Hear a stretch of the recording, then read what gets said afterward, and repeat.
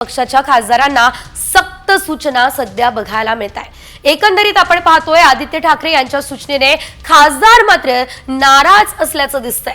मंत्र्यांनी बोलावल्यानंतर जायलाच हवं। खासदारांनी ही नाराजी जी आहे ती आता बोलावून दाखवली असल्याचं बघायला मिळालंय। सूत्रांनी ही माहिती दिलेली आहे। एकंदरीत आपण पाहतोय स्नेहभोजनाला जाण्याआधी परवानगी घ्या असे थेट सल्ला किंवा अशा सूचना हे देण्यात आलेल्या आहेत। स्नेहभोजनाला जाण्याआधी परवानगी घ्यावीच लागणार आहे। शिंदे गटाच्या स्नेहभोजनासाठी परवानगी घ्या असं आदित्य ठाकरेंनी सांगितलं अशी माहिती आहे। आदित्य ठाकरे यांनी खासदारांना या सूचना केलेल्या आहेत आणि ही सक्ती सुद्धा केलेली आहे अशी चर्चा सध्या तरी एकंदरीत रंगली असल्याचं बघायला मिळत आहे। कारण आपण सध्या पाहतोय शिंदे गटाच्या वाटेवर ठाकरेंचे काही खासदार आहेत अशी चर्चा रंगलेली आहे। मात्र असं असतानाच आता आदित्य ठाकरे थेट दिल्लीमध्ये दाखल झालेले आहेत आणि डॅमेज कंट्रोल करण्यासाठी आदित्य ठाकरे दिल्लीमध्ये पोहोचले का ही देखील चर्चा सध्या तरी रंगलेली आहे।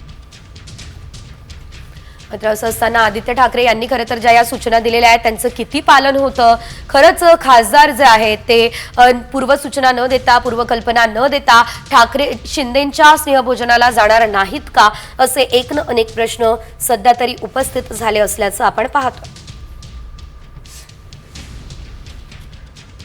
ठाकरेंचे काही खासदार जे आहेत ते अगदी काही दिवसांमध्ये शिंदेंच्या शिवसेनेमध्ये प्रवेश करणार अशी माहिती आहे आणि त्यासाठी गेल्या अनेक दिवसांपासून जोरदार तयारी सुद्धा सुरू आहे। पुन्हा एकदा राज्याच्या राजकारणामध्ये भूकंप येणार अशी देखील चर्चा रंगलेली आहे आणि हे सर्व काही घडत असताना आदित्य ठाकरे यांनी मात्र ज्या सूचना केल्या त्या महत्त्वाच्या। दिल्लीमध्ये आज अनेक मोठ्या आणि महत्त्वाच्या घडामोडी घडतायत। तर दिल्लीमध्ये आता एकनाथ शिंदेंचं ऑपरेशन टायगर सुरू झालंय का हा प्रश्न आहे। कारण आता शिंदेंच्या खासदाराच्या घरी ठाकरेंचे 3 खासदार उपस्थित आहेत। केंद्रीय मंत्री प्रतापराव जाधव यांच्या घरी सर्वपक्षीय खासदारांसाठी स्नेहभोजन ठेवण्यात आलेलं आहे। मात्र या स्नेहभोजनाला ठाकरेंच्या शिवसेनेचे खासदार अर्थातच आपण पाहतोय संजय जाधव, नागेश पाटील आष्टीकर आणि भाऊसाहेब वाकचौरे उपस्थित होते अशी सुद्धा माहिती सध्या मिळते। अधिकची अपडेट या संदर्भात घेऊयात आमचे प्रतिनिधी प्रमोद जगताप यांच्याकडून। प्रमोद, आपण एकंदरीत पाहिलं दिल्लीमध्ये शिंदेंकडून ऑपरेशन टायगर सुरू झाले का हा प्रश्न उपस्थित झालेला आहे। मात्र असं असताना काही महत्त्वाच्या सूचना सुद्धा आदित्य ठाकरेंनी केलेल्या आहे। नेमकं काय दिल्लीमध्ये घडतंय सविस्तर अपडेट। काल ज्या पद्धतीने प्रतापराव जाधव जे केंद्रीय मंत्री आहेत त्यांच्या घरी त्यांनी स्नेहभोजनाचं सर्वपक्षीय खासदारांना निमंत्रण दिलं होतं आणि त्या ठिकाणी ठाकरेंच्या पक्षाचे 3 खासदार भाऊसाहेब वाकचौरे, नागेश पाटील आष्टीकर आणि बंडू जाधव हे 3 महत्त्वाचे खासदार पोहोचलेले होते।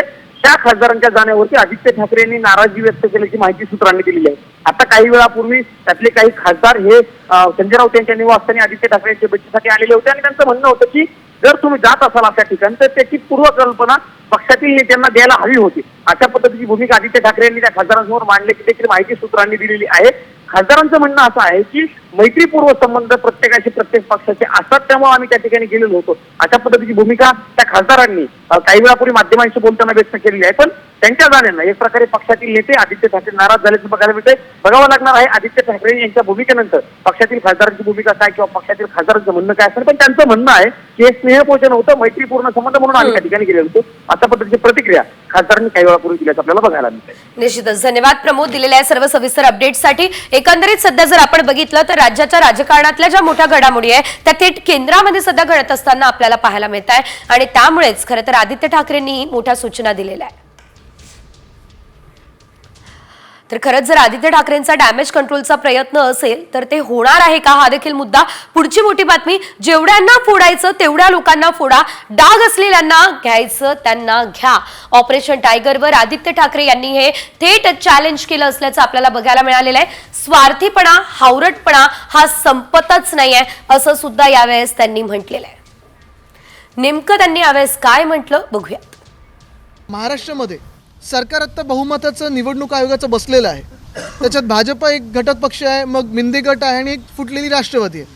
ह्या तिन्ही पक्षांनी फोडाफोडीच्या पुढे जाऊन ठीक आहे तुम्ही जेवढा आमचा पक्ष फोडायचा ना फोडा, ज्यांना घ्यायचे भ्रष्ट असतील घ्या, ज्यांच्यावर डाग असतील आम्ही बोलत नाही डाग अच्छे आहेत, भाजप बोलतं डाग अच्छे, पण घ्यायचं असेल घ्या।